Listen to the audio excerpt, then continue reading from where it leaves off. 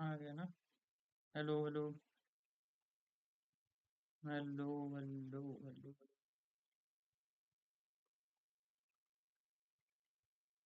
Hello. आवाज आ रही है? हेलो। आवाज ही नहीं आ रही। आ रही आ रही।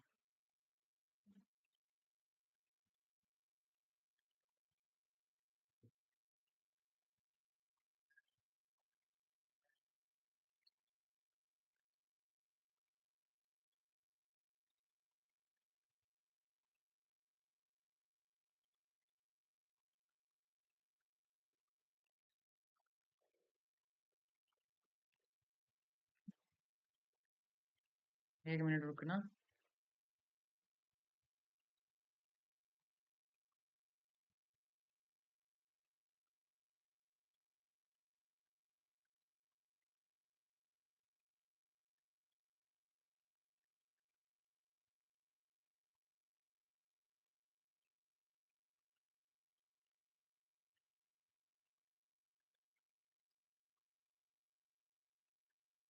तो नमस्कार, सत श्री अकाल, राम राम आप सभी को। तो कैसे हैं आप सब? आई होप आप सब अच्छे होंगे। और एग्जाम की डेट आ गई है। टेंटेटिव डेट क्या है? 23 दिसंबर। ठीक है। तो कोर्स तो हम कंप्लीट नहीं कर पाए हैं। ठीक है। तो हम लोग एक सीरीज ला रहे हैं, ब्रह्मास्त्र सीरीज है। ठीक है। उस सीरीज में हम आपको सॉल्व करवाएंगे इम्पोर्टेंट क्वेश्चंस और प्रीवियस ईयर क्वेश्चन पेपर्स। ठीक है। सारे सब्जेक्ट के आपको क्वेश्चन पेपर्स वहाँ पे मिल जाएंगे। तो आप इस सीरीज को ज्वाइन करें और हमारे साथ डिस्कस करेंगे क्वेश्चन पेपर्स। ठीक है। जो इम्पोर्टेंट क्वेश्चंस हैं वो भी हम यूनिट वाइज आप सबको बता देंगे। ठीक है। ताकि आप सबको हेल्प हो सके एग्जाम्स में और अच्छे नंबर ला सकें। ठीक है। तो आज हम लेके आए हैं फार्मास्यूटिकल एनालिसिस सब्जेक्ट का प्रीवियस ईयर क्वेश्चन पेपर, जो है 2023 और 24 का। ठीक है। 1 मिनट। हाँ।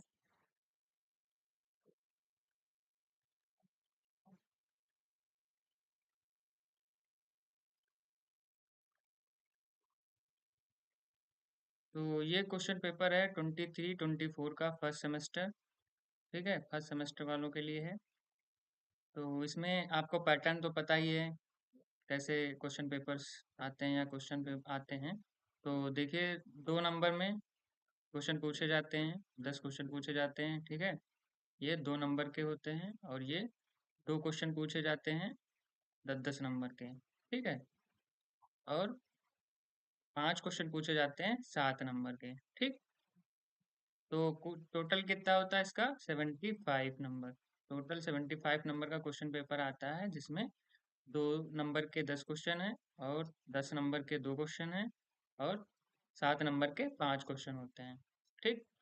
तो आपको सॉल्व करना है ये सारे। पहली बात तो सारे क्वेश्चन आप अटेम्प्ट करके आएंगे एग्जाम्स में। ठीक है। सारे क्वेश्चन अटेम्प्ट करो, कोई भी छोड़ के नहीं आना है। ठीक है।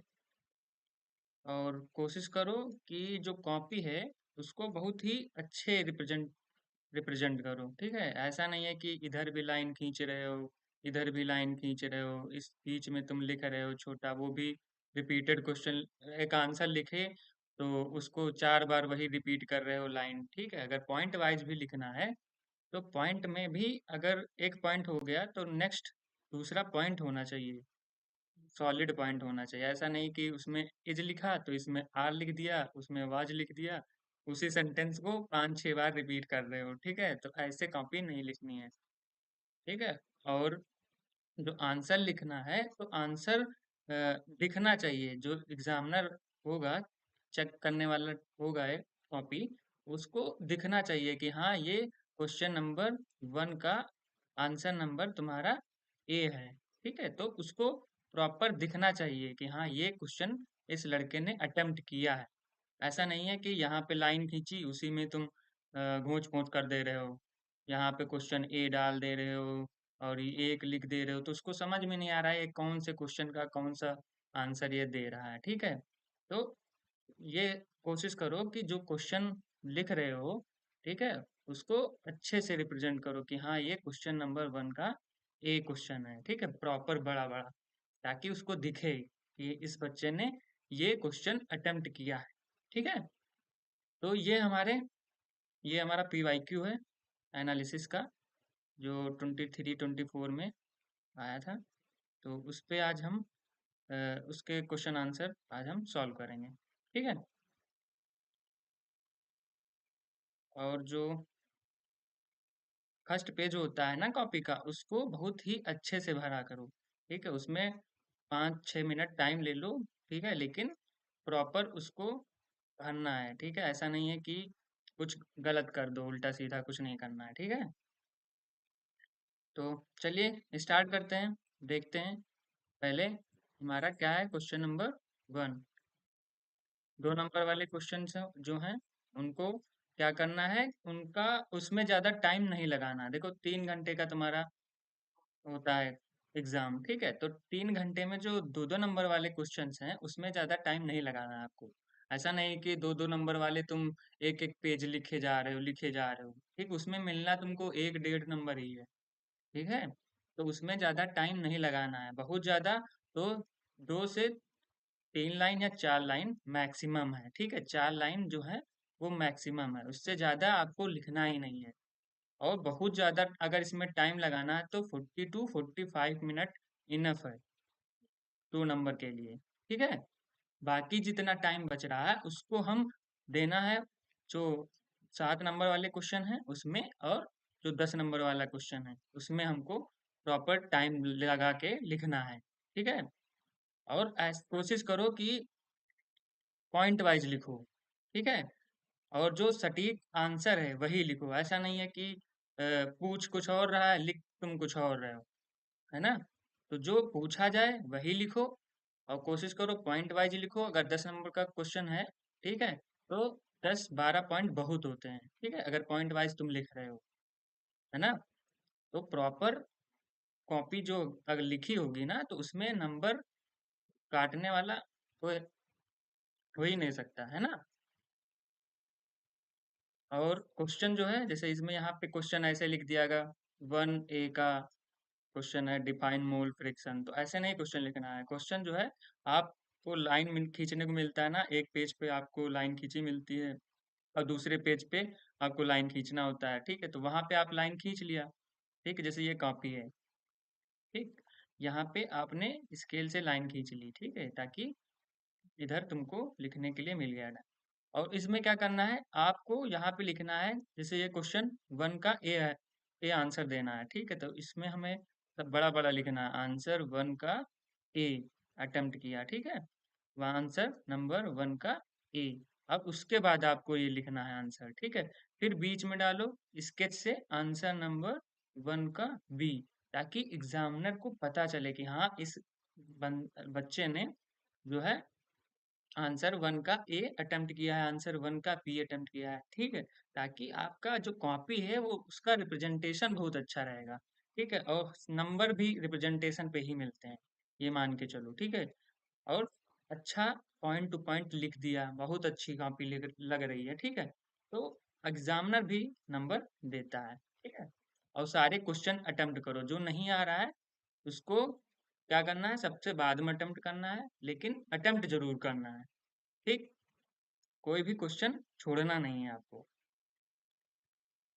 तो चलिए स्टार्ट करते हैं, ये सेक्शन 1 का हम देखते हैं 2 नंबर मार्क्स वाले क्वेश्चन आंसर देखते हैं। तो पहला क्वेश्चन क्या है, डिफाइन मोल फ्रैक्शन, ठीक है। मोल फ्रैक्शन सिर्फ पूछा है, उसकी डिफिनीशन पूछी है, ठीक है। तो मोल फ्रैक्शन क्या होता है, मोल फ्रैक्शन किसी भी कंपोनेंट का रेशियो होता है, ठीक है, उसके मोल और टोटल मोल के बीच का। क्या होता है मोल फ्रैक्शन, मोल फ्रैक्शन जो है किसी भी कंपोनेंट का रेशियो होता है, ठीक है। किसके किसके बीच का रेशियो होता है, उसके मोल्स का, ठीक है, मोल्स का और मोल फ्रैक्शन का, मोल फ्रैक्शन का उसका रेशियो होता है, उसको हम क्या कहते हैं, मोल फ्रैक्शन कहते हैं।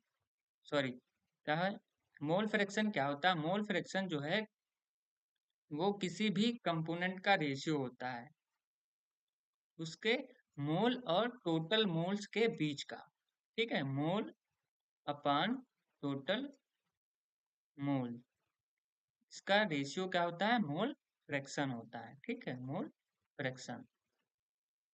सबसे पहले आपको क्या करना है, ये अगर फार्मूला याद है, ठीक है, तो सबसे पहले आप फार्मूला लिख दो, फिर उसके बाद डिफिनेशन लिख दो, बस 2 नंबर के लिए इतना बहुत है। ओके। और ये क्या होता है, अगर ये क्या होता है, डायमेंशनलेस होता है। ठीक है, क्योंकि डायमेंशनलेस क्यों है, इसका मतलब कोई यूनिट नहीं होता है। ठीक है, इसलिए डायमेंशनलेस है। क्यों? क्योंकि ये क्या है, रेशियो है। ठीक है, इसलिए डायमेंशनलेस होता है। It is a dimensionless and sum of mole fraction in a mixture is equal to 1। और जो मोल फ्रैक्शन का सम होता है वो इसके बराबर होता है 1 के। ठीक, ये हो गया मोल फ्रैक्शन। नेक्स्ट क्वेश्चन क्या है?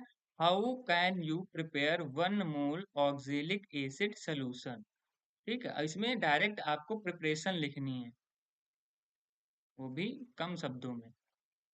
ओके, तो कैसे ऑक्जेलिक एसिड को प्रिपेयर करते हो?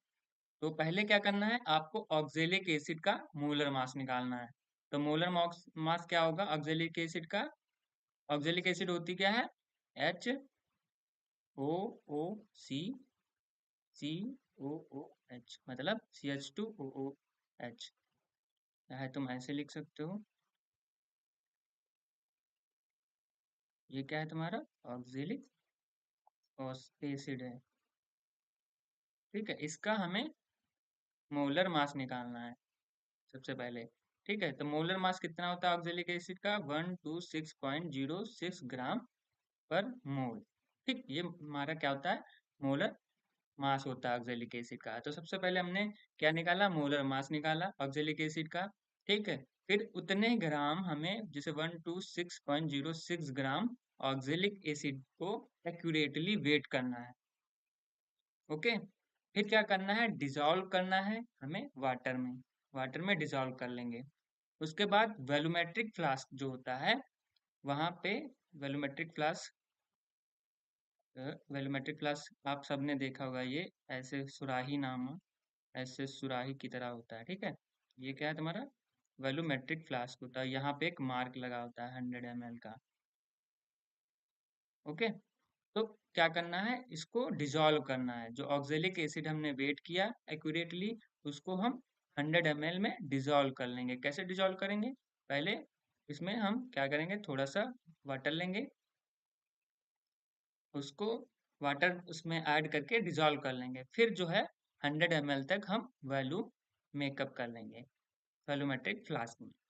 ठीक है, फिर क्या करना है, फिर जो है अच्छे से मिक्स कर लेंगे। फिर 1 मोल सोल्यूशन को हमारा जो है रेडी हो गया। बस इसमें हमें क्या पूछ रहा था, क्वेश्चन क्या पूछ रहा था? How can you prepare 1 mole oxalic acid. ठीक है, तो कैसे प्रिपेयर करेंगे ये सिर्फ पूछ रहा था। तो हमने ये इस पॉइंट टू पॉइंट हमने बता दिया कैसे प्रिपेयर करेंगे। ठीक, ज्यादा नहीं लिखना है, 2 नंबर के हिसाब से ही लिखना है। ओके, फिर नेक्स्ट क्वेश्चन क्या है? Give the principle behind limit test of chloride. जो लिमिट टेस्ट है क्लोराइड का, उसका प्रिंसिपल लिखना है। ओके, तो क्लोराइड का प्रिंसिपल लिखने से पहले, ठीक है, लिमिट टेस्ट में सबसे पहले हम क्या करेंगे, ध्यान रखना है। सबसे पहले हम फार्मूला लिखेंगे, ठीक है, रिएक्शंस लिखेंगे, ताकि एग्जामिनर के, जैसे ही एग्जामिनर कॉपी चेक करे तो उसको सबसे पहले आपने अगर रिएक्शन लिख दी तो उसको पता लग जाता है कि हाँ, इस बच्चे को आती है ये चीज। ठीक है, बाद में तुम क्या लिख रहे हो उतना वो मैटर नहीं करता है। ठीक है, तो सबसे पहले हमने रिएक्शन लिखी क्या? लिमिट टेस्ट क्लोराइड की, Cl plus AgNO3 in the presence of dilute HNO3, क्या बनता है? AgCl, जो कि प्रेसिपिटेट होता है, प्लस और क्या बनता है? Nitric acid. ठीक, तो ये हमने रिएक्शन लिख दी। ठीक है, अब इसके बाद हम प्रिंसिपल लिख देंगे। दो लाइन में बस खत्म। ठीक है, तो होता क्या है लिमिट टेस्ट ऑफ क्लोराइड में? प्रिंसिपल क्या होता है इसका?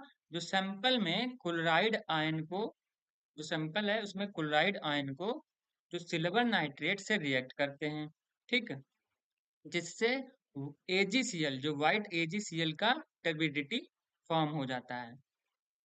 ठीक है, इस टर्बिडिटी को स्टैंडर्ड के साथ कंपेयर करके क्लोराइड इम्प्योरिटी का अमाउंट चेक किया जाता है। इसका ये प्रिंसिपल है। ठीक है, फिर से सुन लो। क्या होता है, जो सैंपल में क्लोराइड आयंस को सिल्वर नाइट्रेट के साथ रिएक्ट करते हैं, ठीक, किसके प्रेजेंस में? HNO3 के प्रेजेंस में, डाइल्यूट HNO3 के प्रेजेंस में। ठीक है, उससे होता क्या है, वो AgCl फॉर्म कर लेता है। और AgCl क्या होता है? प्रेसिपिटेट होता है, व्हाइट प्रेसिपिटेट। ठीक है, वो हमें चमकने लगता है या दिखने लगता है। ठीक, उससे होता क्या है, टर्बिडिटी को स्टैंडर्ड के साथ कंपेयर करते हैं। एक स्टैंडर्ड सोल्यूशन होगा, एक ये तुम्हारा टेस्ट सोल्यूशन होगा। तो स्टैंडर्ड के साथ हम कंपेयर करेंगे और क्लोराइड इम्प्योरिटी के अमाउंट को चेक करेंगे। ठीक, तो ये हमारा प्रिंसिपल होता है तुम्हारा क्लोराइड आयन का। ठीक है, नेक्स्ट क्वेश्चन क्या है तुम्हारा? Right various solvents use in non aqueous titration. इसमें पूछ रहा है राइट वेरियस सॉल्वेंट, कितने सॉल्वेंट्स होते हैं तुम्हारे जो यूज किए जाते हैं नॉन aqueous टाइट्रेशन में। तो डायरेक्ट आपको सॉल्वेंट लिखना है। ठीक है, कौन कौन से होते हैं? जैसे कॉमन नॉन aqueous सॉल्वेंट्स में क्या क्या आता है? Glacial acetic acid, anhydrous ethanol, methanol, acetone, dimethyl sulphoxide, formamide, nitrobenzene, mixtures जैसे कि एसिटिक एसिड वाटर मिक्सचर। ठीक है, ये चॉइस डिपेंड करती है रिएजेंट सॉल्युबिलिटी और एसिड बेस स्ट्रेंथ की, स्ट्रेंथ के साथ मीडियम में। ठीक है, कैसा मीडियम आप यूज कर रहे हो, ठीक है, और कैसे एसिड बेस की स्ट्रेंथ है। ठीक, इस पे ये डिपेंड करता है। तो नॉन aqueous टाइट्रेशन में कितने सॉल्वेंट्स होते हैं तुम्हारे? Glacial acetic acid, anhydrous ethanol, methanol, acetone, dimethyl sulphoxide, formamide, nitrobenzene, mixtures, mixtures में एसिटिक एसिड और वाटर मिक्सचर। ठीक है, और ये चॉइस जो है डिपेंड करेगी रिएजेंट सॉल्युबिलिटी पर और एसिड बेस के स्ट्रेंथ पे, जो मीडियम में होगी। ठीक, नेक्स्ट क्वेश्चन क्या है? Define diazotization reaction. ठीक है, डाइजोटाइजेशन रिएक्शन के डिफाइन करना है। तो डाइजोटाइजेशन क्या होता है? डाइजोटाइजेशन एक रिएक्शन है जिसमें एरोमेटिक प्राइमरी अमाइंस को डाइजोनियम साल्ट, ठीक है, डाइजोनियम साल्ट क्या है तुम्हारा? ArN ट्रिपल बॉन्ड N+Cl-, ठीक, एरोमेटिक कंपाउंड में नाइट्रोजन होगा और ट्रिपल बॉन्ड N+Cl-, ठीक है, तो इसको हम क्या कहते हैं? डाइजोनियम साल्ट बोलते हैं। ठीक है, ये कन्वर्ट किया जाता है नाइट्रस एसिड NaNO2+HCl के साथ, HCl के साथ 0 से 5 डिग्री सेल्सियस पर।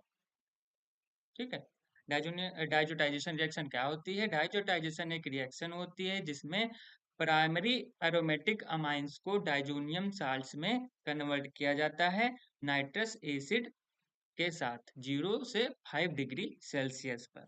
इसको हम डाइजोटाइजेशन रिएक्शन बोलते हैं। ठीक, फिर नेक्स्ट क्या है तुम्हारा? डिफाइन आइडोमेट्री। आइडोमेट्री क्या होती है? आइडोमेट्री क्या होती है? आइडोमेट्री जो है एक इनडायरेक्ट रिडॉक्स टाइट्रेशन है। ठीक है, इनडायरेक्ट रिडॉक्स टाइट्रेशन होता है जिसमें ऑक्सीडाइजिंग सब्सटेंस आयोडीन जो है, जिसमें ऑक्सीडाइजिंग सब्सटेंस आयोडीन को लिबरेट करता है और लिबरेटेड आयोडीन को सोडियम थायोसल्फेट के साथ टाइट्रेट किया जाता है। इसको हम आइडोमेट्री बोलते हैं। ठीक है, फिर से सुन लो। क्या होता है आइडोमेट्री? आइडोमेट्री जो है एक इनडायरेक्ट रिडॉक्स टाइट्रेशन है जिसमें ऑक्सीडाइजिंग सब्सटेंस आयोडीन को लिबरेट कराया जाता है और लिबरेटेड आयोडीन को सोडियम थायोसल्फेट के साथ टाइट्रेट किया जाता है। इसको हम आयोडोमेट्री कहते हैं। ठीक, फिर नेक्स्ट क्या है तुम्हारा?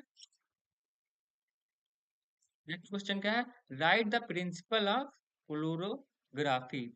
प्रिंसिपल क्या है फ्लोरोग्राफी का? ठीक है, वो पूछा गया है। तो फ्लोरोग्राफी क्या होती है? फ्लोरोग्राफी में जो है ड्रॉपिंग मरकरी इलेक्ट्रोड यूज होता है। ठीक है, पोलैरोग्राफी में ड्रॉपिंग मरकरी इलेक्ट्रोड यूज होता है। ठीक, और ये अप्लाई किया जाता है, पोटेंशियल चेंज करता है। जो ड्रॉपिंग मरकरी इलेक्ट्रोड है, ठीक है, वो पोटेंशियल चेंज करता है और करंट रिकॉर्ड करता है। ठीक है, लिमिटिंग करंट एनालाइट कंसंट्रेशन बढ़ाता है। Polarography measure current potential curve. Polarogram, जो फ्लोरोग्राफी है वो करंट पोटेंशियल कर्व को मेजर करता है। ठीक है, जिसको हम क्या कहते हैं? फ्लोरोग्राम कहते हैं। और इसमें क्या यूज होता है? ड्रॉपिंग मरकरी इलेक्ट्रोड वर्क करता है इलेक्ट्रोड की तरह। ठीक है, और ये जो है करंट को जो करंट होता है रिजल्टिंग फ्रॉम इलेक्ट्रोकेमिकल रिडक्शन, जो ऑक्सीडेशन होगा उसके उसमें जो करंट तुम्हारा अप्लाई हुआ है उसको ये क्या करता है? रिकॉर्ड करता है। ठीक है, और जो लिमिटिंग करंट्स होता है उसको रिलेट करता है कंसंट्रेशन और रिडक्शन पोटेंशियल्स के साथ, ताकि क्वालिटेटिव इंफॉर्मेशन मिल सके हमें। ओके, तो सिंपल भाषा में ऐसे समझो, पोलैरोग्राफी में ड्रॉपिंग मरकरी इलेक्ट्रोड यूज होता है और ये अप्लाइड करता है पोटेंशियल चेंज करके और करंट रिकॉर्ड करता है। ठीक, फिर लिमिटिंग करंट एनालाइट कंसंट्रेशन बढ़ाता है। इसको हम पोलैरोग्राफी कहते हैं। ठीक है, प्रिंसिपल जो है पोलैरोग्राफी का हो। फिर नेक्स्ट क्वेश्चन क्या है? Give the principle of Volhard's method. ठीक है, वुलहार्ड्स मेथड का प्रिंसिपल क्या होता है? तो वुलहार्ड मेथड में क्या होता है? वुलहार्ड मेथड में एक्सेस अमाउंट में हम AgNO3 का यूज करते हैं। ठीक है, एक्सेस में AgNO3 को ऐड करके हैलाइड को प्रेसिपिटेट करते हैं। ठीक, जो Ag प्लस आयन है, ठीक है, बचा रहता है, उससे KSCN पोटेशियम थायोसाइनाइड के बैक टाइट्रेशन कराते हैं और एंड पॉइंट पर आयरन इंडिकेटर से रेड कॉम्प्लेक्स बनता है। इसको हम वुलहार्ड मेथड का प्रिंसिपल कहते हैं। ठीक है, वुलहार्ड मेथड कहते हैं। क्या है? सिंपल भाषा में ऐसे समझो, जो एक्सेस अमाउंट में तुम्हारा AgNO3 रह जाता है, ठीक है, उसके साथ हम हेलाइड को प्रेसिपिटेट कराते हैं। ठीक है, एक मिनट। हाँ,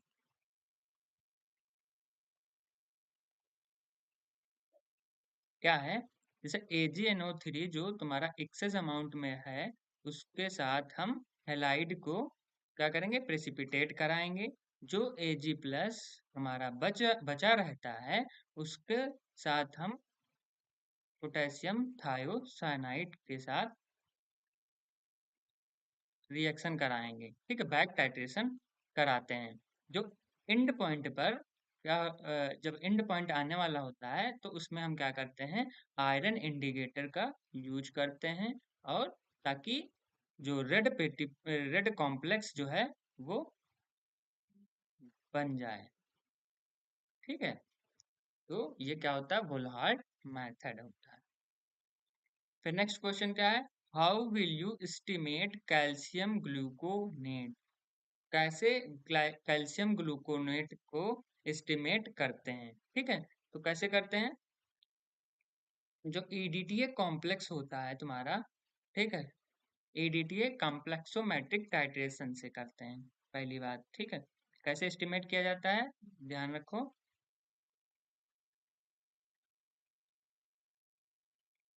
कैसे एस्टिमेट करते हैं कैल्शियम ग्लूकोनेट को? कैसे एस्टिमेट करते हैं? Complexometric titration with EDTA. ठीक है, ईडीटीए के साथ कॉम्प्लेक्सोमेट्रिक टाइट्रेशन जो है 10 मेंटेन करते हैं बफर का और ऐड करते हैं, और इंडिकेटर को ऐड करते हैं, ईडीटीए से टाइट्रेट करते हैं, और फिर ईडीटीए का जो वॉल्यूम है कैल्शियम आयन का वो अमाउंट बढ़ता है। ठीक है, जो ईडीटीए का वॉल्यूम है कैल्शियम आयन का वो अमाउंट बढ़ता है। ठीक है, तो calcium gluconate is commonly estimated by complexometric titration with EDTA, dissolve a known weight, ठीक है, adjust pH 10 ammonia ammonium buffer, जो बफर होगा उसका पीएच हमें मेंटेन करना होता है। फिर यूज करते हैं एरोक्रोम ब्लैक टी। ठीक है, ये एरोक्रोम ब्लैक टी का यूज करते हैं, या फिर कैलकोन कार्बोक्सिलिक एसिड इंडिकेटर हैं इसमें तुम्हारे, ठीक, उनका यूज करते हैं और टाइट्रेट करते हैं स्टैंडर्ड ईटीटीए के साथ। फिर कैलकुलेट करते हैं calcium ion based EDTA volume को। ठीक है, ईडीटीए वॉल्यूम आएगा उसका हम उसको कैलकुलेट करेंगे। ठीक है, इस तरह से हम कैल्शियम ग्लूकोनेट को एस्टिमेट करते हैं। फिर नेक्स्ट क्या है तुम्हारा, what do you understand from neutralisation curve? Neutralisation curve क्या बताता है? ठीक है, तो न्यूट्रलाइजेशन कर्व जो है वो पीएच और वॉल्यूम ऑफ टाइट्रेंट का ग्राफ होता है। ठीक है, इसका ग्राफ होता है पीएच और वॉल्यूम ऑफ टाइट्रेंट का ग्राफ होता है। ठीक है, ये इक्विवेलेंट पॉइंट पर बफर रिएजन और एसिड बेस स्ट्रेंथ के बारे में इंफॉर्मेशन देता है। ठीक है, न्यूट्रलाइजेशन कर्व क्या होता है? न्यूट्रलाइजेशन कर्व जो है वो पीएच और वॉल्यूम ऑफ टाइटेंट का ग्राफ होता है। ठीक है, और ये इक्विवेलेंट पॉइंट पर, जहां पे दो पॉइंट्स मिल रहे होते हैं, इक्विवेलेंट पॉइंट पर ये क्या करता है? ये बफर रीजन और एसिड बेस स्ट्रेंथ के बारे में इंफॉर्मेशन देता है। इसी को हम क्या कहते हैं? न्यूट्रलाइजेशन कर्व कहते हैं। ठीक, फिर नेक्स्ट क्या है तुम्हारा, अब है नेक्स्ट क्वेश्चन है तुम्हारे लॉन्ग वाले क्वेश्चन है। ठीक है, सेक्शन बी का क्वेश्चन है ये, जो 10 नंबर में पूछा गया है। तो 10 नंबर वाले क्वेश्चन जो है थोड़ा आपको डिटेल में लिखना होता है। ठीक है, इतना भी डिटेल में नहीं लिखना होता कि बाकी सारे क्वेश्चन तुम छोड़ दो। ठीक, तो डिटेल में लिखना है और सटीक पॉइंट लिखने हैं, जितना जो पूछा जाए वो उसी के बारे में बताना होता है। ठीक है, तो इसमें क्वेश्चन क्या है तुम्हारा, give the principle and steps involve in gravy. आपको प्रिंसिपल बताना है और स्टेप्स जो ग्रेविमेट्रिक एनालिसिस में यूज किए जाते हैं उनके स्टेप्स हमें बताना है। तो सबसे पहले क्या, ग्रेविमेट्रिक एनालिसिस का प्रिंसिपल लिखो, फिर स्टेप लिख दो, बस बात खत्म। तो प्रिंसिपल क्या है ग्रेविमेट्रिक एनालिसिस का? ग्रेविमेट्रिक एनालिसिस में क्या होता है, एनालाइट को एक प्योर स्टेबल और इनसॉल्युबल प्रेसिपिटेट, सबसे पहले क्या होता है ग्रेविमेट्रिक एनालिसिस में क्या होता है, एनालाइट को एक प्योर स्टेबल और इनसॉल्युबल प्रेसिपिटेट में कन्वर्ट करते हैं, फिर उसको वॉश करते हैं, ड्राई करते हैं, इग्नाइट करते हैं और वेट करते हैं। ठीक, प्रेसिपिटेट के मास से एनालाइट की क्वांटिटी निकालते हैं। ये तुम्हारा प्रिंसिपल होता है ग्रेविमेट्रिक एनालिसिस का। सिंपल सा प्रिंसिपल है, कुछ नहीं। देखो क्या करते हैं, एनालाइट है, ठीक, इसका क्या करेंगे हम, इसको इंसोल्युबल बनाएंगे। ठीक है, ये इंसोल्युबल हम करेंगे और थोड़ा वेट करेंगे ताकि ये वाटर में, ठीक है। फिर क्या करते हैं, उसको वॉश कर लेंगे, फिल्टर करेंगे। ठीक है, ये फिल्टर है, इसमें हम वॉश कर लेंगे अच्छे से, और जो ये रह जाएगा, ठीक है, फिल्ट्रेट हमारा जो रह जाएगा उसको क्या करेंगे, अच्छे से वॉश कर लेंगे, फिर ड्राई करेंगे, ठीक है, अच्छे से ड्राई कर लेंगे। फिर जो प्रेसिपिटेट का मास जो होता है, ठीक है, उसकी क्वांटिटी निकालते हैं। तो जो मास जो आया हमारा ड्राई करने के बाद, उसके मास से हम क्वांटिटी निकालते हैं। इसको हम क्या कहते हैं? ग्रेविमेट्रिक एनालिसिस कहते हैं। ओके। फिर कैसे स्टेप्स स्टेप्स कौन कौन से होते हैं? ठीक है, स्टैंडर्ड फॉर्मेट में लिखा हुआ है। तो जनरल स्टेप्स कौन कौन से होते हैं? सेम्पेज और आयनिक स्ट्रेंथ। आयनिक स्ट्रेंथ और पीएच को एडजस्ट करना है। सेकंड क्या है? प्रिसिपिटेशन। प्रिसिपिटेशन में क्या होता है? ऐड करना है प्रिसिपिटेटिंग रिएजेंट को, जो कि स्लोली होगा, और stirring under controlled temperature and pH, form of fine और pure precipitate of known composition. Precipitation में क्या करना है? प्रेसिपिटेटिंग रीजेंट को ऐड करना है, ठीक है, और स्लोली आपको स्ट्रिंग करते रहना है, ठीक है, अंडर कंट्रोल्ड टेम्परेचर, एक कंट्रोल्ड प्रॉपर टेम्परेचर और पीएच के साथ, ठीक है, ताकि जो प्रेसिपिटेट है तुम्हारा नॉन कंपोजिशन का, वो फॉर्म हो सके, जैसे कि AgCl और BaSO4 पीपीटी। फिर थर्ड क्या है तुम्हारा? डाइजेशन, जिसको हम क्या कहते हैं? एजिंग कहते हैं। डाइजेशन में क्या करते हैं? प्रेसिपिटेट को सेटल और ग्रो होने देते हैं, ठीक है, मतलब आपको रख देना है, तो ताकि प्रॉपर जो है डाइजेशन हो जाए, मतलब मॉलिक्यूल्स जो है बन जाए, क्रिस्टल्स या जो भी फॉर्म हो रहा है वो प्रॉपर बन जाए। ठीक है? फिर फोर्थ स्टेप क्या है? फिल्ट्रेशन, फिल्टर करेंगे। फिर कलेक्ट करेंगे प्रेसिपिटेट को फिल्ट्रेशन के द्वारा, जैसे कि सिंटर्ड क्रूसिबल और फिल्टर पेपर। सिंटर्ड ग्लास या क्रूसिबल फिल्टर पेपर का यूज करके हम फिल्ट्रेशन करेंगे, ताकि hot if necessary to avoid redissolution, ताकि हॉट यदि गर्म है तो नेसेसरी अगर री डिजोल्यूशन होना होगा तो वो ना हो, इसलिए हम सिंटर्ड ग्लास, क्रूसिबल या फिल्टर पेपर का यूज करते हैं। ठीक है। नेक्स्ट क्या है? वॉशिंग। फिर जो फिल्ट्रेट आएगा उसको हम वॉश करेंगे। वॉश करेंगे प्रेसिपिटेट को विद सुटेबल वॉश सोल्यूशन। कौन कौन से? कोल्ड वाटर या अल्कोहल एसीटोन से हम वॉश करेंगे उसको, ताकि जो इम्प्योरिटी है या फिर सोलोबल कंटामिनेंट्स हैं वो वॉश हो जाएं। ठीक। तो ये तुम्हारे स्टेप्स होते हैं। फिर नेक्स्ट क्या है तुम्हारा? ड्राइंग या इग्निशन। फिर जो तुम्हारा वॉश करने के बाद आग करेंगे, ड्राई करेंगे, ठीक है, या इग्नाइट करेंगे।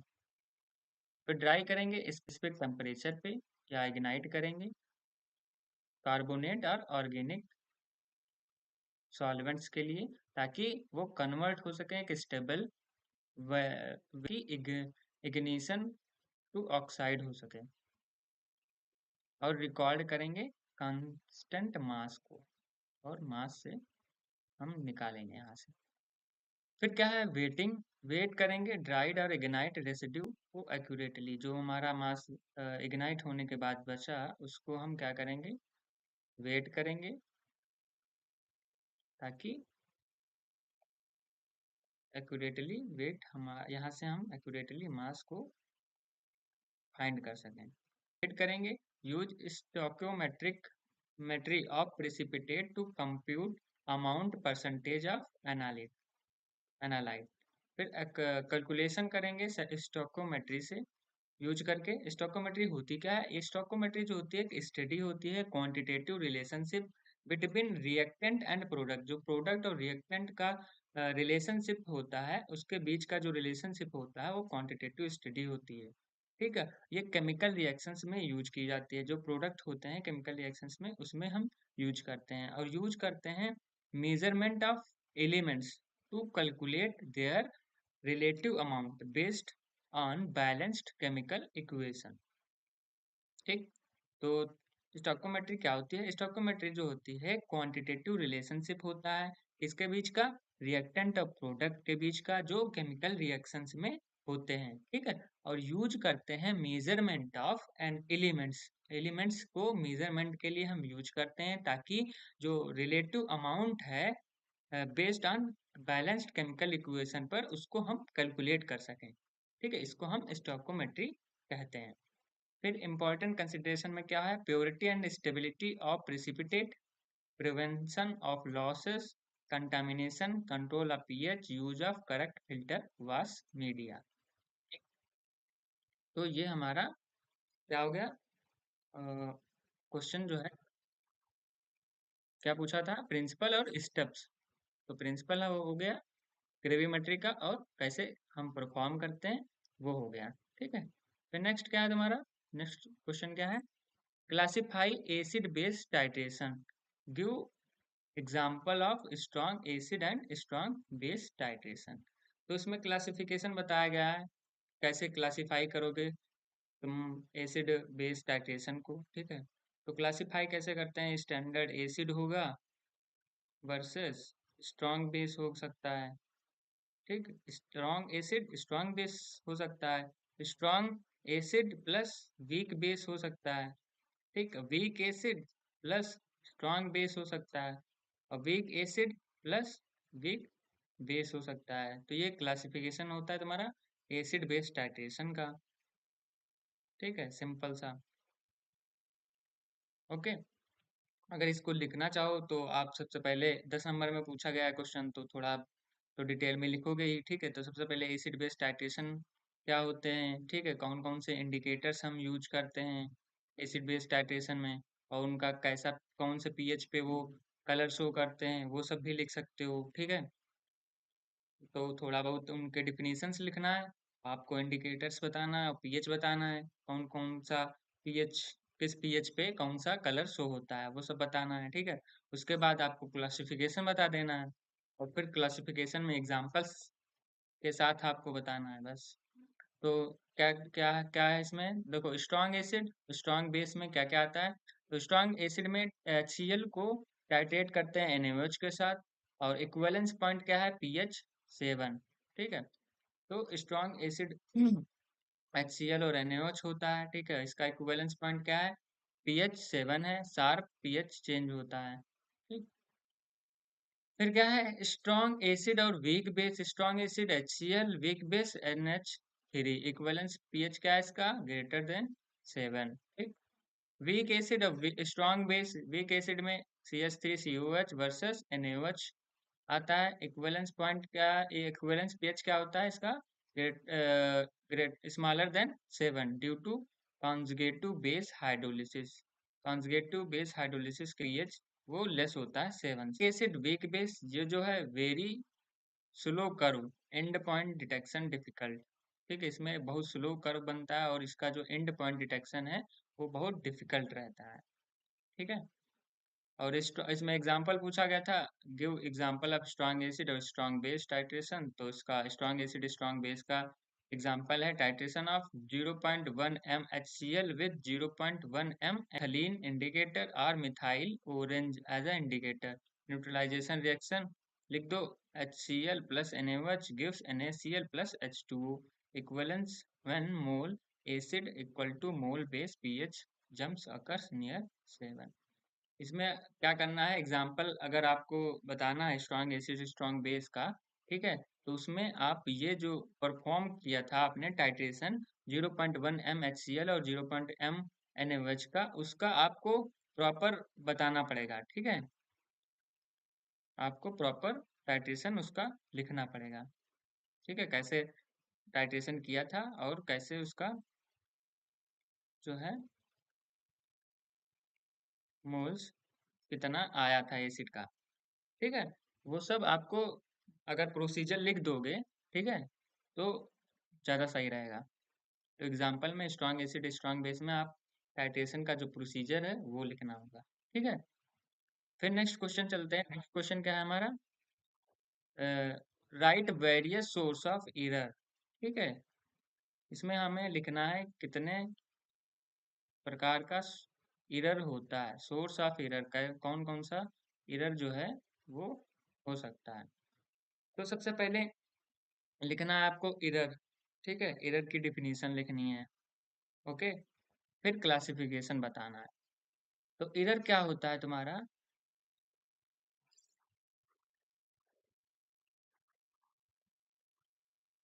एक मिनट रुकना है।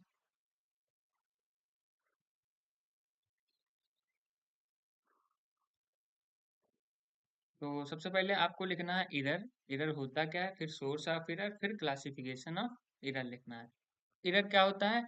एरर जो है वो डिफरेंस होता है, मतलब डिफरेंस होता है किसके किसके बीच का, ट्रू वैल्यू और मेजर्ड वैल्यू के बीच का डिफरेंस जो होता है उसको हम क्या कहते हैं, एरर बोलते हैं। ठीक। और एनालिसिस में क्या होता है, एनालिसिस में ये करना होता है कि जो एरर को रिड्यूस करना होता है एक एक्सेप्टेबल लेवल तक। एक जो लेवल होगा जैसे कि 99.98 है, ठीक है, आपको आपका जो मेजर्ड वैल्यू आया है वो 99.96 या 95 आ रहा है, ठीक है। तो इसको क्या करना है, आपको एरर को रिड्यूस करना है ताकि जो हमारा स्टैंडर्ड वैल्यू है उसके पास आके वैल्यू हमारी रहे, ठीक है। 99.7 तक चल सकता है लेकिन 99.65 ये सब नहीं चलेगा। ठीक। तो एनालिसिस में जो एम होता है रिड्यूस करने का एरर को ताकि एक एक्सेप्टेबल लेवल तक आ सके, ठीक है।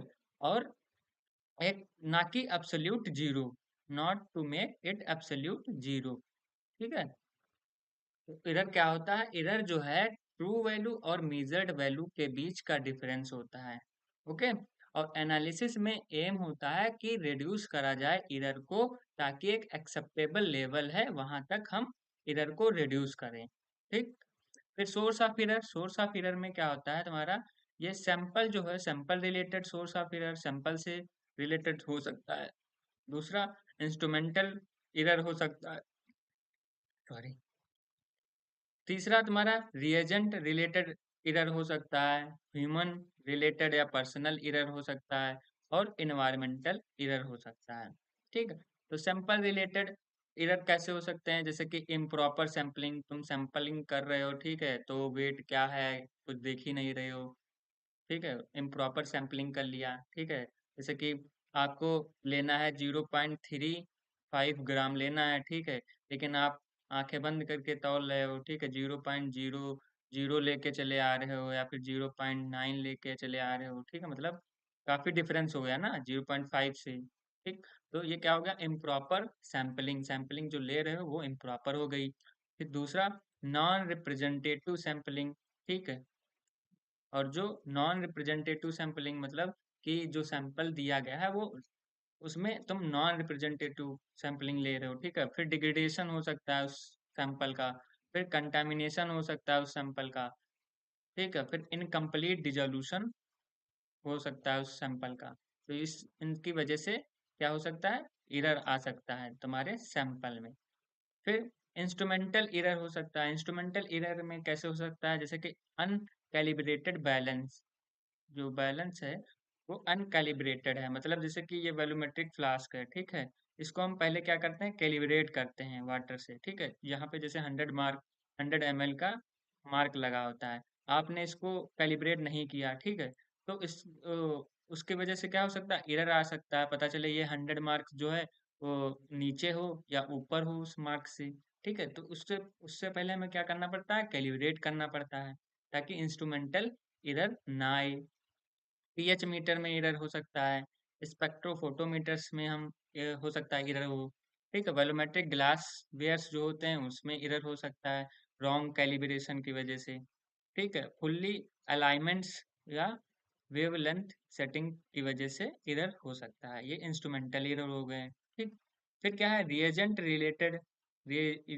रिलेटेड जो होते हैं एरर हो सकते हैं, जैसे कि इम्प्योर रिएजेंट तुम उठा लाए, ठीक, और इनकम्प्लीट इनकरेक्ट स्टैंडर्डाइजेशन कर रहे हो, उसका स्टैंडर्डाइजेशन जो है वो इनकरेक्ट हो गया, ठीक। डिटोरिएशन मतलब वो डिटोरिएट होने लगा टेम्परेचर पे, ठीक है, एटमॉस्फेरिक टेम्परेचर पे डिटोरिएट होने लगा।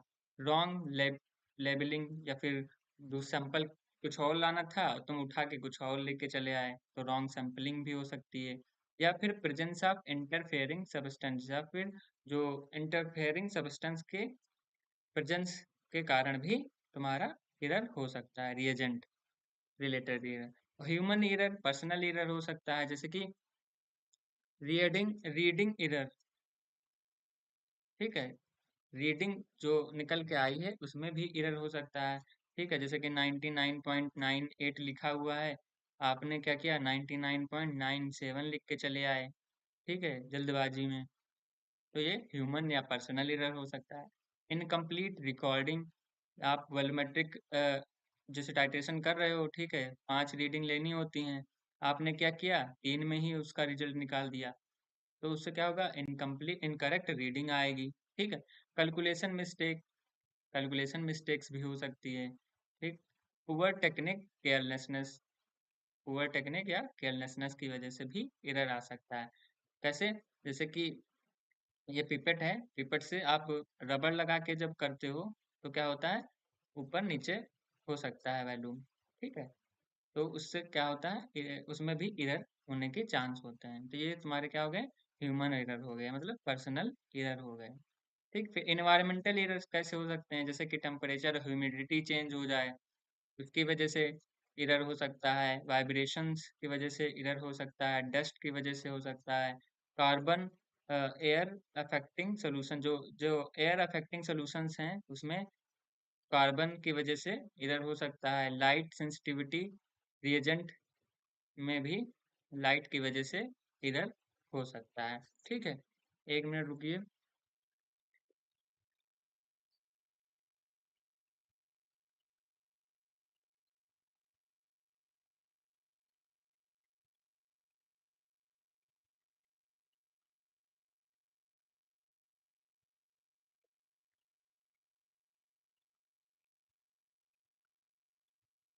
फिर नेक्स्ट क्वेश्चन क्या है?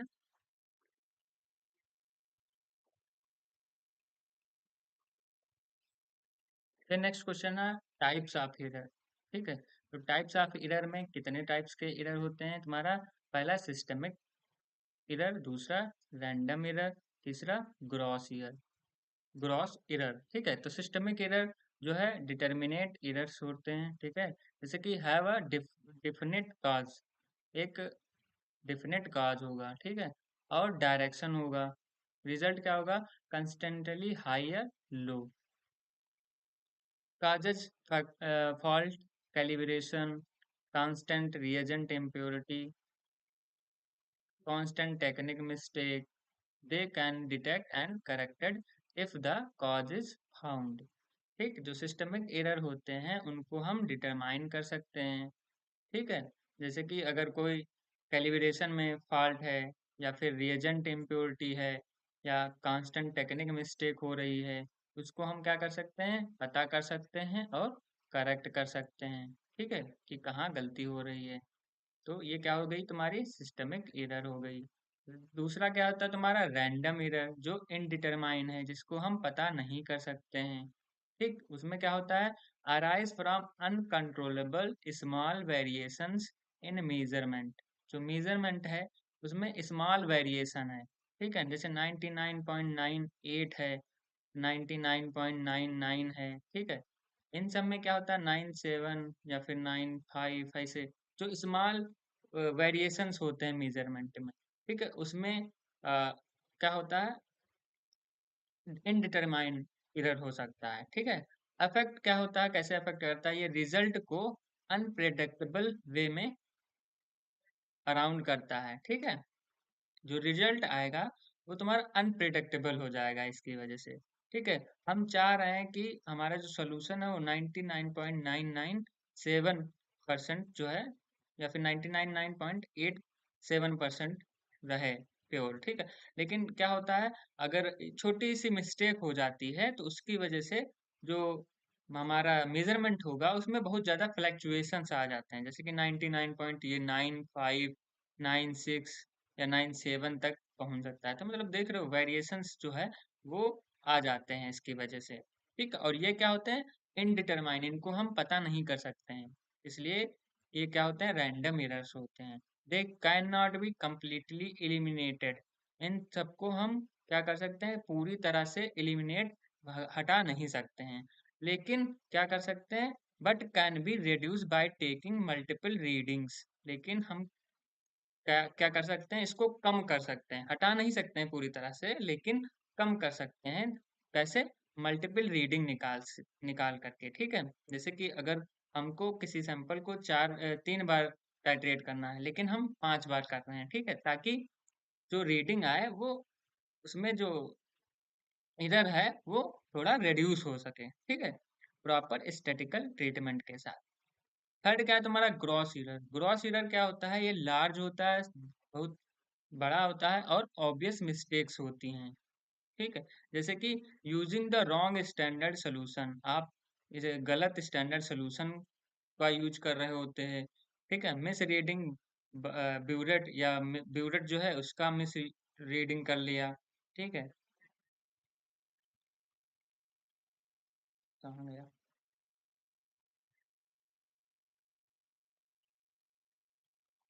ठीक, ग्रॉस एरर क्या होते हैं, बहुत बड़े एरर्स होते हैं, इनको आप देख के ही पहचान जाओगे, ठीक है। जैसे कि स्टैंडर्ड सोल्यूशन है वो गलत हो सक लेके चले आए, ब्यूरेट की रीडिंग जो है उसकी ब्यूरेट की मिस रीडिंग कर लिया, ठीक है।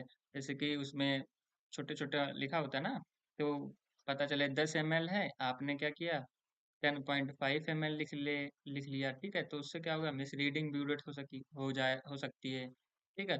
और रिकॉर्डिंग रॉन्ग डेसिमल्स, जो डेसिमल्स हैं, ठीक है, उसका रिकॉर्डिंग जो है गलत हो सकता है। इस वजह से जो होता है रिजेक्ट हो सकता है, रिजल्ट जो होगा तुम्हारा रिजल्ट हो जाएगा, रिजेक्ट हो जाएगा, उसको हम क्या कहते हैं, ग्रॉस एरर कहते हैं। तो टाइप्स ऑफ एरर में कितने तरह के एरर्स होते हैं तुम्हारे, तीन तरह के एरर होते हैं। पहला कौन सा है, सिस्टमिक एरर, ठीक है, जिसको हम डिटरमाइन कर सकते हैं। एक मिनट, हाँ।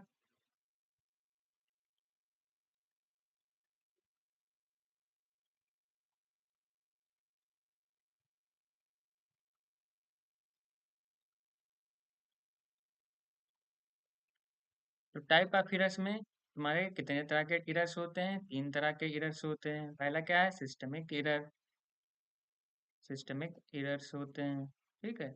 इसको हम डिटरमाइन कर सकते हैं, मतलब पता कर सकते हैं कि कहाँ पे एरर है, ठीक। दूसरा क्या होता है तुम्हारा, रैंडम एरर हो सकता है, रैंडम एरर होता है, जिसको हम इनडिटरमाइन कर सकते हैं, मतलब उसको हम डिटरमाइन नहीं कर सकते हैं कि कहाँ पे एरर है। थर्ड क्या होता है तुम्हारा, ग्रॉस एरर होता है, मतलब लार्ज अमाउंट में एरर है, मतलब तुम देख के ही पहचान जाओगे कि इसकी वजह से एरर है, ठीक है। तो तीन तरह के तुम्हारे एरर्स होते हैं, ठीक। फिर नेक्स्ट क्या है, नेक्स्ट क्वेश्चन क्या है तुम्हारा, सेक्शन सी, ठीक। सेक्शन सी में क्या है तुम्हारा, जो 7 नंबर वाले क्वेश्चंस हैं, ठीक है, वो क्वेश्चंस आते हैं। तो पहला क्वेश्चन क्या है, write the method of minimising error, ठीक है। कौन कौन से मेथड्स होते हैं मिनिमा एरर को मिनिमाइज करने के, ठीक, उनको उनके बारे में लिखना है। तो सबसे पहले क्या है, मेथड मिनिमाइजिंग एरर कंसाइज और एक्शनेबल, ठीक।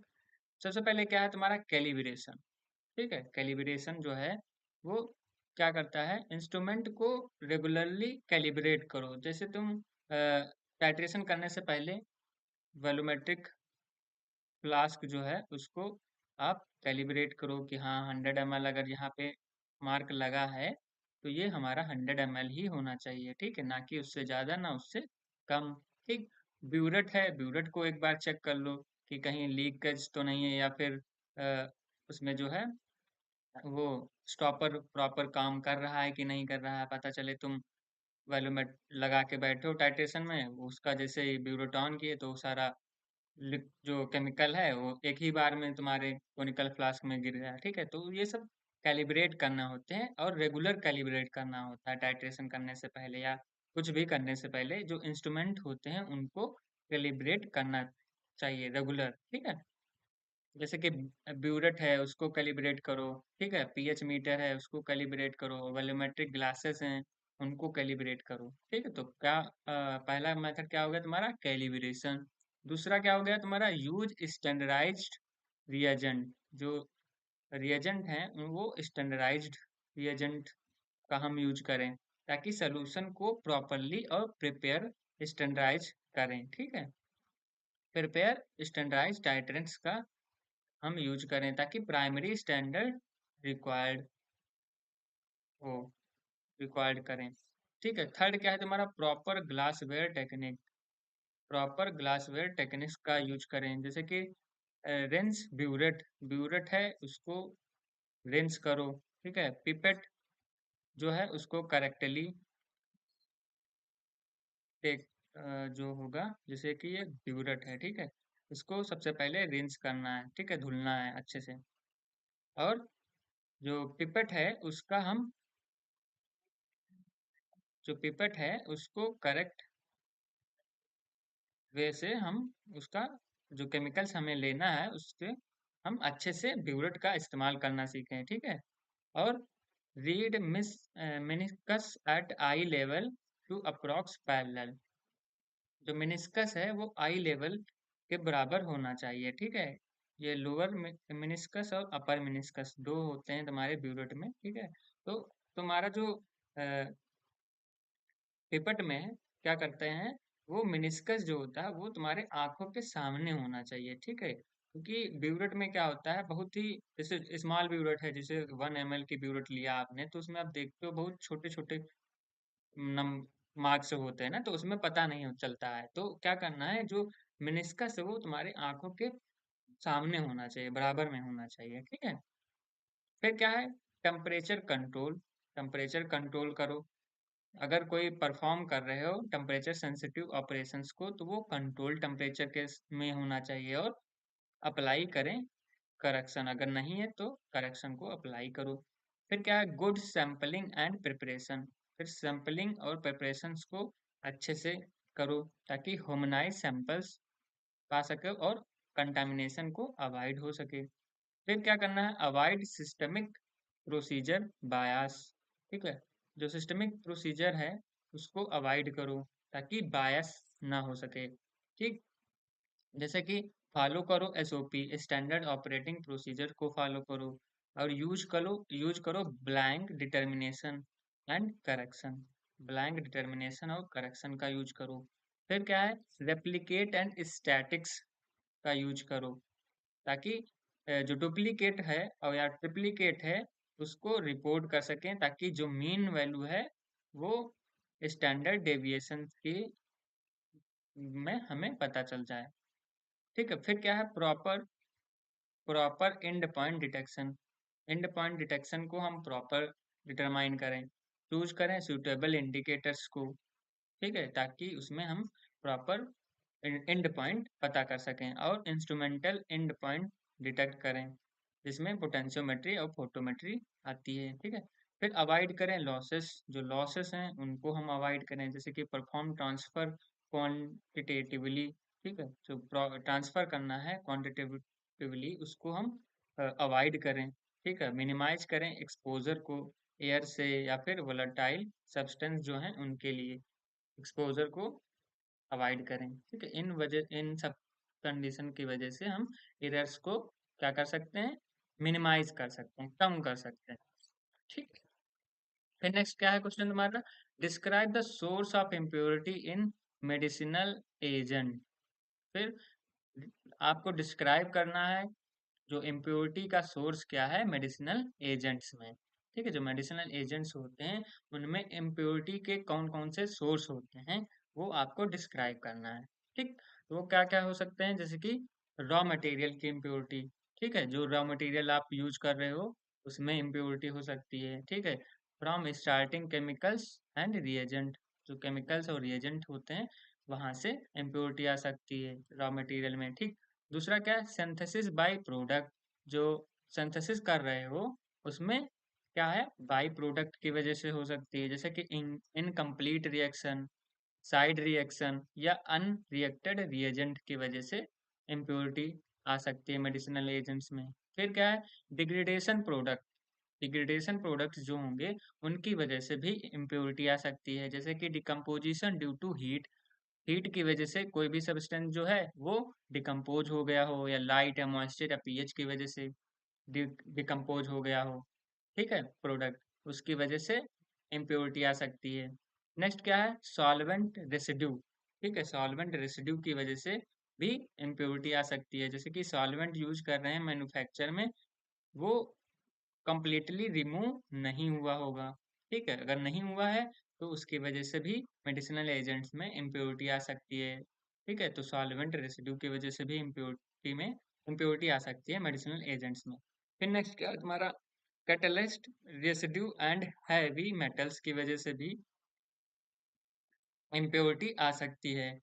फिर नेक्स्ट क्या है, कंटामिनेशन ड्यूरिंग प्रोसेसिंग। अगर हम कोई रिएक्शन करा रहे हैं या प्रोसेसिंग चल रही है तो उसमें कंटामिनेशन की वजह से भी इम्प्योरिटी आ सकती है, जैसे कि डस्ट, माइक्रोबियल कंटामिनेशन हो सकता है उसमें, और ग्रॉस कंटामिनेशन हो सकता है प्लांट्स में, ठीक है। फिर क्या है, पैकेजिंग इंटरेक्शन। पैकेजिंग इंटरेक्शन में भी की वजह से भी मेडिसिनल एजेंट में इम्प्योरिटी आ सकती है, जैसे कि लीचेबल कोई रिस रहा है, जैसे कोई प्रोडक्ट्स को हमने पैक किया, ठीक है, जैसे ये प्रोडक्ट है इसको हमने पैक किया, वो क्या कर रहा है प्रोडक्ट, वो उसमें क्या होता है, रिसाव आ रहा है। लीचिंग मतलब क्या होता है, रिसाव, वो अपना केमिकल्स छोड़ रहा है, ठीक है, उसकी वजह से भी तुम्हारा एरर आ सकता है। और extractable form from containers and closure.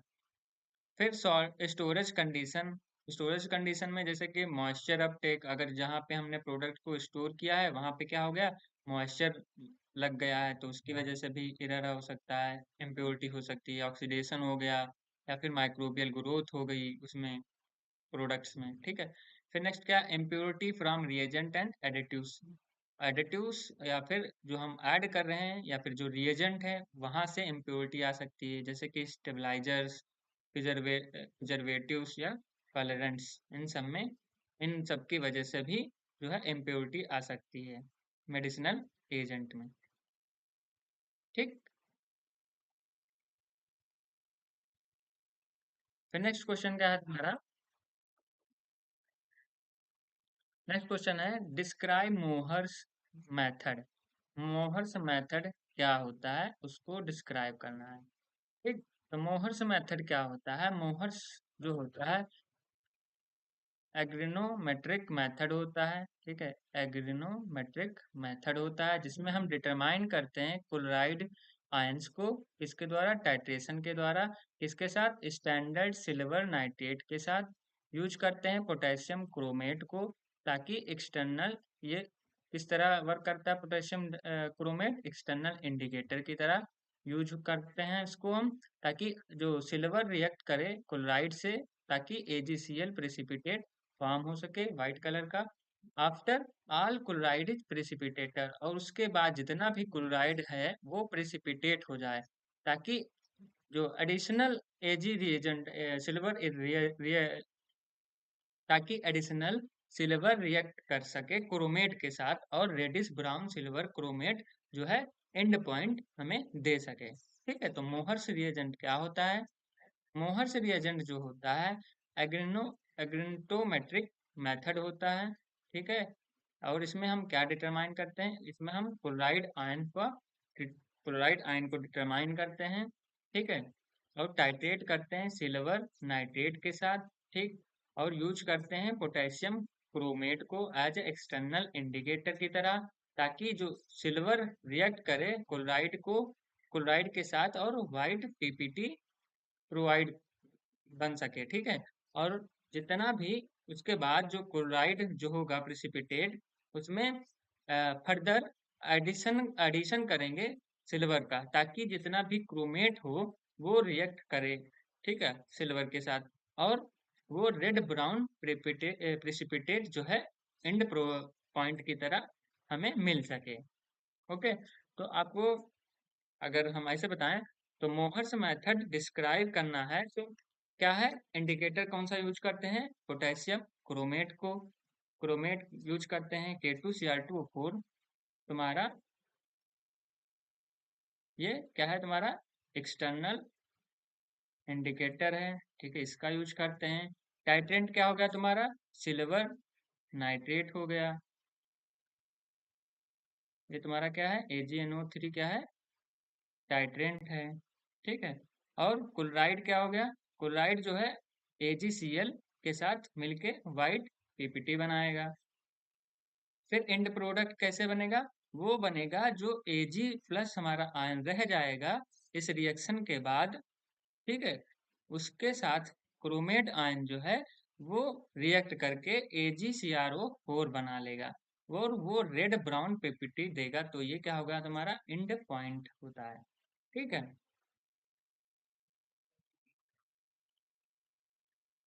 फिर कंडीशन एंड लिमिटेशंस देखते हैं। तो कंडीशंस में क्या होता है, मीडियम जो होता है पीएच का वो शुड बी नियर या फिर न्यूट्रल होना चाहिए। ठीक है, 6.5 से 10 के बीच होना चाहिए। ठीक है। और टू एसिडिक अगर हो ज्यादा एसिडिक हो जाएगा ट्रांसफॉर्म क्रोमेट टू डाइक्रोमेट। अगर ज्यादा एसिडिक हो जाएगा तो वो क्रोमेट जो होगा वो डाइक्रोमेट में बदल जाएगा, ट्रांसफॉर्म हो जाएगा। अगर ज्यादा बेसिक हो जाएगा तो वो AgOH फॉर्म कर लेगा। ठीक है। और ये नहीं होना चाहिए सुइटेबल फॉर कलर्ड और टर्बिड सोल्यूशन। जो सोल्यूशन है वो कलर्ड या टर्बिड नहीं होना चाहिए। ठीक है। इंटरफेयर विद विजुअल डिटेक्शन, ये अगर हम विजुअली डिटेक्ट करेंगे तो उसमें इंटरफेयर करेगा। और अदर हैलाइड्स जैसे कि bromide also precipitate with Ag+, इसका सेपरेशन रिक्वायर्ड। इस अगर उस सैंपल में ब्रोमाइड भी होगा, ब्रोमाइड आयन भी होगा, तो उसका हम वो भी प्रेसिपिटेट हो जाएगा Ag के साथ। तो उसको हम क्या करेंगे, सेपरेट करेंगे, सेपरेशन रिक्वायर्ड होगा। ठीक है। पर प्रिसीजन जो होगा वो गुड होना चाहिए मेथड क्लोराइड कंसंट्रेशन के लिए। ठीक है। मॉडरेट क्लोराइड कंसंट्रेशन के लिए जो है वो प्रिसीजन जो है वो हमारा बहुत अच्छा होना चाहिए। ठीक। प्रोसीजर जो है वो ऐड करो नोन वॉल्यूम ऑफ सैंपल और ऐड करो K2Cr2O4 इंडिकेटर। टाइट्रेट करना है स्टैंडर्ड AgNO3 के साथ जब तक जो रेडिश ब्राउन कलर ना आ जाए। ठीक है। इस तरह से हम इसका प्रोसीजर करते हैं। अगर टाइट्रेशन किया होगा तो इसका प्रोसीजर जो है आप पॉइंट टू पॉइंट लिख सकते हैं। ठीक। फिर नेक्स्ट क्वेश्चन क्या है, describe masking and demasking reagent in complexometric titration. आपको डीमास्किंग और मास्किंग रीजन्स क्या होते हैं इसको डिस्क्राइब करना है। ठीक। तो सबसे पहले डेफिनेशन देखते हैं क्या होता है। EDTA जो होता है ethyl di amine tetra acetic acid जो है वो कॉम्प्लेक्सोमेट्रिक टाइट्रेशन में यूज करते हैं। ठीक है। जिसमें सेवरल मेटल्स आयंस जो होते हैं प्रेजेंट होते हैं, में भी प्रेजेंट हो सकते हैं, जिसमें बहुत सारे मेटल आयंस प्रेजेंट हो सकते हैं। जिसमें मास्किंग रिएजेंट जो है वो selectively prevent certain metal ions from reacting with EDTA। जो मास्किंग रिएजेंट अगर हम यूज करेंगे तो वो क्या करेगा, वो सेलेक्टिवली प्रिवेंट करेगा कुछ मेटल्स आयंस को EDTA के साथ रिएक्ट होने से। ठीक है। जैसे कि और ये फॉर्म कर लेगा स्टेबल कॉम्प्लेक्स, ताकि जो अलाउ सेलेक्टिव टाइट्रेशन है वो टारगेट आयंस वो हो सके, मतलब जो टाइट्रेशन है फर्दर वो सेलेक्टिवली हो सके। और डीमास्किंग जो होता है वो रिमूव करता है मास्किंग को। So masked ion can be titrate later, ताकि जो मास्क हो गए थे आयन इनको हम बाद में टाइट्रेट कर सकें। ठीक। Common masking agent and their use example क्या होते हैं, कॉमन मास्किंग एजेंट्स कौन कौन से हैं तुम्हारे, जैसे साइनाइड है। ठीक है। ये बहुत ज्यादा स्टेबल कॉम्प्लेक्स है विद मैनी ट्रांजिशंस मेटल, जैसे कि कॉपर और zinc use to mask these metal cause toxic. ठीक है। जो टॉक्सिक मेटल्स हो उसमें हम यूज हो सकते हैं। ठीक है, मास्क करने के लिए। अमोनिया और अमोनियम बफर, ठीक, NH3 और NH4+, ये कॉम्प्लेक्स जो होते हैं कॉपर और अदर्स के साथ यूज करते हैं। ठीक है। ताकि पीएच को मास्क कर सकें और कंट्रोल कर सकें पीएच को। ठीक है। फिर क्या है तुम्हारा सोडियम क्लोराइड, ये क्या करता है, ये अल्युमिनियम के साथ, ठीक है, और Ti4 के साथ जो है मास्क करता है। और सोडियम थायोसल्फेट और थायोयूरिया जो होता है वो मास्क करता है Ag+ के साथ कॉम्प्लेक्सेशन बना के। ठीक। और ट्राई इथेनॉल अमाइन जो है वो मास्क करता है कुछ मेटल्स आयंस को, जैसे जो कॉम्प्लेक्स फॉर्मेशन में यूज होते हैं और यूज होते हैं सर्टेन सेपरेशंस में। EDTA जो होता है वो इटसेल्फ खुद से ही कंट्रोल करता है कंडीशंस को और इफेक्टिवली चिलेट्स बनाता है आयंस के साथ, सेलेक्टिव आयंस के साथ चिलेट्स बनाएगा। ठीक है, ईडीटीए जो है वो सेल्फ इंडिकेटर है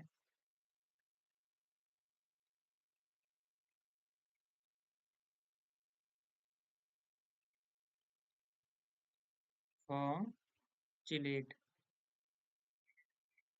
ठीक, नेक्स्ट क्या है तुम्हारा, डीमास्किंग मेथड। डीमास्किंग मेथड्स क्या होते हैं, डीमास्किंग मेथड जो मास्क हो चुके थे आयंस, ठीक है, ताकि वो टाइट्रेशन में भाग ना लें, उनको हम क्या करेंगे, डीमास्क करेंगे, ताकि वो अब टाइट्रेशन में भाग ले सकें। ठीक है, मास्किंग करके हमने क्या किया, जो टाइट्रेशन हमें करना था जिन आयंस के साथ उसका हमने कर लिया। ठीक है, डीमास्किंग करके हम क्या करेंगे, डीमास्किंग करेंगे ताकि जो आयंस रह गए थे उनका हम कर लेंगे। ठीक है, रिएक्शन, उसको हम क्या कहते हैं, डीमास्किंग।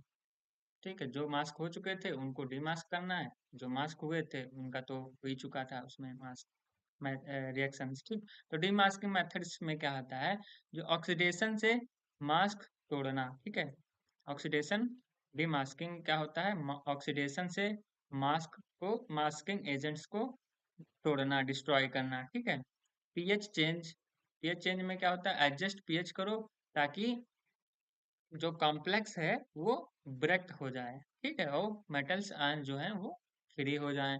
फिर क्या है, कॉम्प्लेक्स फॉर्मिंग रिएजेंट रिमूवल। फिर जो कॉम्प्लेक्स है उसमें से रिएजेंट रिमूवल्स फॉर्म करो। ठीक है, जो प्रेसिपिटेशन से जो मास्किंग रिएजेंट हैं उनको रिमूव करना। ठीक, फिर थर्मल डिकम्पोजिशन, थर्मल डिकम्पोजिशन से जहाँ अप्रोप्रिएट होगा वहां से थर्मल डिकम्पोजिशन से भी मास्क करो, डीमास्क करो। ठीक है, फिर क्या है, जैसे कि एग्जांपल क्या है इसमें दिया गया है, to titrate calcium ion in the presence of Mg2+। Titrate करना है कैल्शियम आयन को जहाँ प्रेजेंट है Mg2+ आयंस, और मास्क करना है एजेंट जैसे कि कॉम्प्लेक्स Mg2+, जैसे कि 2 amino 2 methyl 1 propanol. So only calcium is titrated with EDTA. Later demasked to determine Mg। अब इसमें क्या है, जैसे एग्जाम्पल हम बता रहे हैं। ठीक है, एग्जाम्पल में क्या है, जैसे कि कैल्शियम है और मैग्नीशियम आयन, दो आयन दिए हैं। ठीक है, यहाँ पे क्या है, कैल्शियम और मैग्नीशियम आयन दिया हुआ है, और इसमें क्या करना है, सबसे पहले जो है कैल्शियम आयन को टाइट्रेट करना है, लेकिन साथ ही साथ क्या है, मैग्नीशियम आयन भी प्रेजेंट है। तो हम क्या करेंगे, इसको डीमास्क करेंगे। ठीक है, या फिर मास्किंग एजेंट यूज करेंगे, मास्किंग एजेंट यूज करेंगे ताकि ये जो अनवांटेड मेटल है जिसका हमें अभी काम नहीं है वो हम क्या हो जाए, मास्क हो जाए। ठीक है, ये क्या हो, जो टाइट्रेशन है ईडीटीए के साथ तो उसमें ये प्रेसिपिटेट ना करे। ठीक है, जब टाइट्रेशन हमारा कंप्लीट हो जाएगा, ठीक है, कैल्शियम आयन के साथ, तो हम उसको डीमास्क करेंगे, जो मैग्नीशियम हमने मास्क किया था उसको हम डीमास्क करेंगे, फिर फर्दर उसका हम रिएक्शन कर लेंगे। ये तुम्हारे होते हैं मास्किंग और डीमास्किंग एजेंट्स। फिर नेक्स्ट क्या है तुम्हारा, write the principle and example of redox titration. Principle क्या है और एग्जाम्पल क्या है रिडॉक्स टाइट्रेशन का। ठीक है, तो रिडॉक्स टाइट्रेशन क्या होता है, ऑक्सीडाइजिंग और रिड्यूसिंग एजेंट्स इलेक्ट्रॉन एक्सचेंज करते हैं। ठीक है, ऑक्सीडाइजिंग और रिड्यूसिंग एजेंट्स जो होते हैं वो क्या करते हैं, इलेक्ट्रॉन एक्सचेंज करते हैं। ठीक, और इंडिकेटर या पोटेंशियल चेंज से एंड पॉइंट डिटेक्ट होता है। फिर क्या, एक्सचेंज करने के बाद क्या होगा, इंडिकेटर जो हम यूज करते हैं उससे हमें क्या पता चलता है, जो पोटेंशियल चेंज होगा एंड पॉइंट का वो डिटेक्ट हो जाएगा। ठीक, तो रिडॉक्स क्या होता है, ये बेस्ड होता है electron transfer between oxidising and reducing agents पर, ताकि जो टाइट्रेंट है और एनालाइट है वो रिएक्ट कर सके स्टोइकोमेट्रिक रिडॉक्स रिएक्शन में, और एंड पॉइंट जो है वो डिटेक्ट किया जा सके बाय रिडॉक्स इंडिकेटर्स जो कलर चेंज करता है बाय पोटेंशियोमेट्री के द्वारा। ठीक। तो रिडॉक्स टाइट्रेशन क्या होता है? रिडॉक्स टाइट्रेशन जो है वो बेस्ड होता है electron transfer between oxidising and reducing agents पर। और ये टाइट्रेंट्स और एनालाइट जो है वो रिएक्ट करते हैं स्टोकोमेट्रिक और रिडॉक्स रिएक्शन में। ठीक है। और एंड पॉइंट जो है वो डिटेक्ट कर किया जाता है रिडॉक्स इंडिकेटर को यूज करके, जो कलर चेंज करता है। ठीक है, किसके द्वारा? पोटेंशियोमेट्री के द्वारा। ठीक, एग्जाम्पल क्या है? परमैग्नोमेट्री।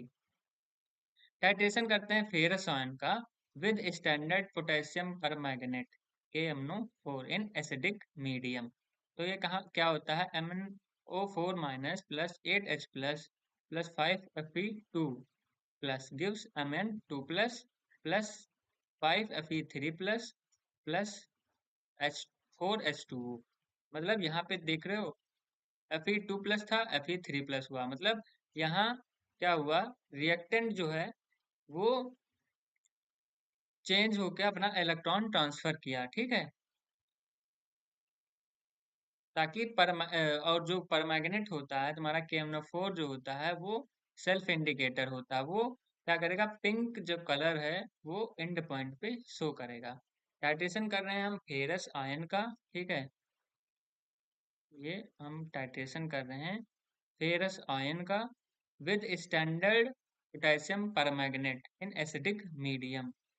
एसिडिक मीडियम है हमारा। ठीक है, यहाँ पे KMnO4 यूज कर रहे हैं क्योंकि ये सेल्फ इंडिकेटर है, सेल्फ इंडिकेटर है। ठीक है, प्लस इसमें Fe2 प्लस है। ठीक, इसका हम यूज कर रहे हैं और इसको हम टाइट्रेट कर रहे हैं। और फिर क्या होगा? जब ये रिएक्शन कंप्लीट हो जाएगी, मतलब इलेक्ट्रॉन ट्रांसफर हो जाएगा, तो ये क्या करेगा? KMnO4 जो है वो पिंक कलर शो करेगा और हमें एंड पॉइंट पता चल जाएगा। ठीक है, दूसरा एग्जाम्पल क्या है? आइडोमेट्रिक या आइडोमेट्री। आइडोमेट्री क्या होता है? ये ऑक्सीडाइजिंग सब्सटेंस है जो ऑक्सीडाइज करता है आयोडाइड को आयोडीन में। ठीक है, और ट्रांसफर करता है सोडियम थायोसल्फेट को, और डिटरमाइन करता है कैल्शियम आयन को, ताकि एडिंग हो सके एक्सेस आयोडीन को, आयोडीन का फ्रॉम I2 में। मतलब आयोडीन जो है, सॉरी, जो आयोडाइड है वो आयोडीन में ट्रांसफर हो सके और टाइट्रेट कर सकें लिबरेटेड आयोडीन को विद थायोसल्फेट के साथ। मतलब आइडोमेट्री जो है वो ऑक्सीडाइजिंग सब्सटेंस है जो ऑक्सीडाइज होती है आयोडाइड से आयोडीन में। और इसको हम टाइट्रेट, ताकि हम टाइट्रेट कर सकें जो सोडियम थायोसल्फेट है उससे, उसके साथ हम टाइट्रेट कर सकें। जैसे कि एग्जाम्पल क्या है? डिटरमाइन कॉपर आयन को by adding excess iodine to form iodide, titrate liberated iodine with thiosulphate. ठीक है, थायोसल्फेट के साथ आयो टाइट्रेट कर रहे हैं तो blue colour, blue colour show होगा। ठीक है, फिर क्या है? फिर नेक्स्ट क्वेश्चन क्या है तुम्हारा? Write the method to determine end point to potentiometric titration. ठीक है, पोटेंशियोमेट्रिक टाइट्रेशन मेथड हमें पता करना कौन कौन से मेथड होते हैं जिससे एंड पॉइंट जो है पोटेंशियोमेट्रिक टाइट्रेशन का पता कर सकें। ठीक, तो कौन कौन से मेथड होते हैं? Direct potential measurement, first deviation method, second deviation method, grand plot, फिर continuous reading potentiometry, use of specific ion selective electrodes, और प्रैक्टिकल, ये जो हमारा जो प्रैक्टिकल होगा उसका सेटअप। ठीक, तो कैसे करते हैं हम? जो डायरेक्ट पोटेंशियल मेजरमेंट है उसमें क्या होता है? जो प्लॉट पोटेंशियल, पोटेंशियल जो है E वर्सेस टाइटेंट वैल्यू का ग्राफ का इन्फ्लेक्शन पॉइंट से हम डिटरमाइन करते हैं। फर्स्ट डेविएशन प्लॉट करते हैं डेल्टा E और डेल्टा V मैक्सिमम के साथ। ठीक, फिर सेकंड डेविएशन जो होता है वो जीरो क्रॉसिंग करस्पॉन्ड करता है। ठीक है, इक्विवेलेंस पॉइंट पे।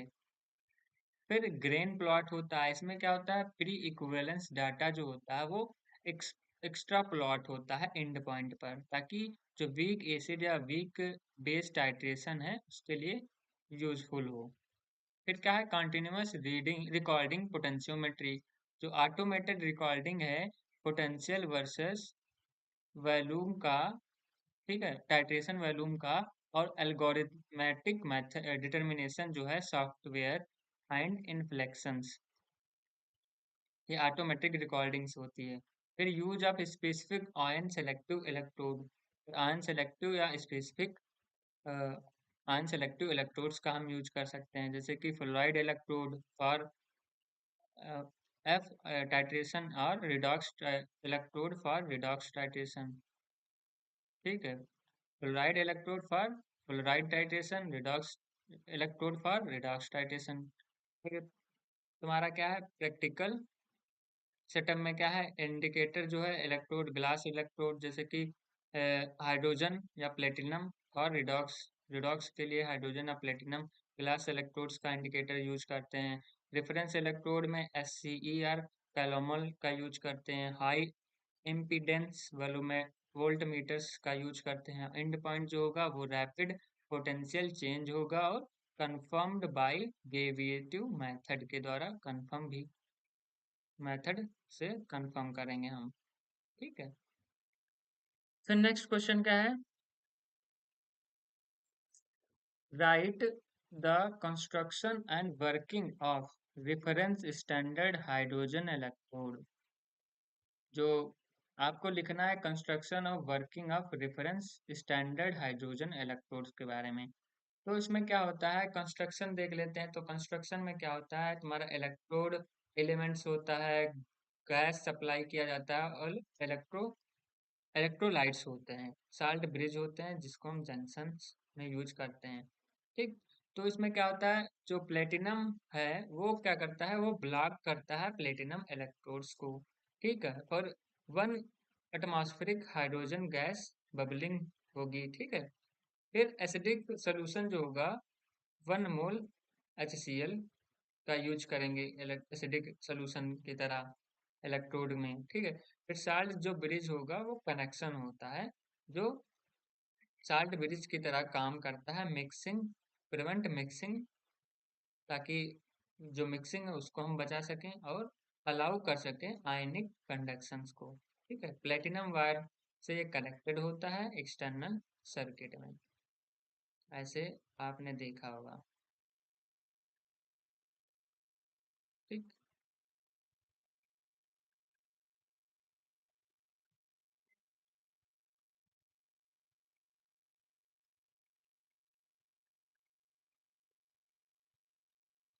ये साल्ट ब्रिज हो गया, ठीक है। ये तुम्हारे इलेक्ट्रोड हो गए, ठीक। तो ये तुम्हारा हाफ सेल रिएक्शंस है, जैसे कि Hg, सॉरी, H2 गैस है, उसका इक्विवेलेंस क्या है, 2H प्लस 2 इलेक्ट्रॉन।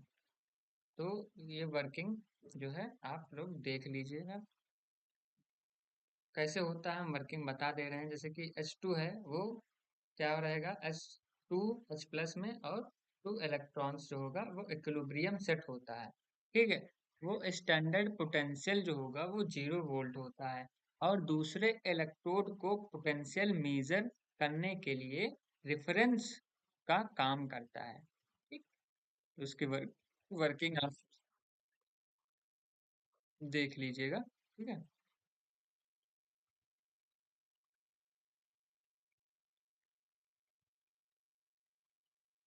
वर्किंग में हम आपको फिर से वर्किंग बता दे रहे हैं, वर्किंग कैसे होती है इसकी। जो तुम्हारा SE है, ठीक है, वो क्या करता है, वो स्टैंडर्ड पोटेंशियल जो होगा उसमें वो क्या होगा, 0 वोल्ट होगा, ठीक है। ये जो तुम्हारा है वो 0 वोल्ट होगा, स्टैंडर्ड पोटेंशियल, और दूसरे इलेक्ट्रोड का पोटेंशियल मेजर करने के लिए रेफरेंस इलेक्ट्रोड का काम करता है, ठीक है,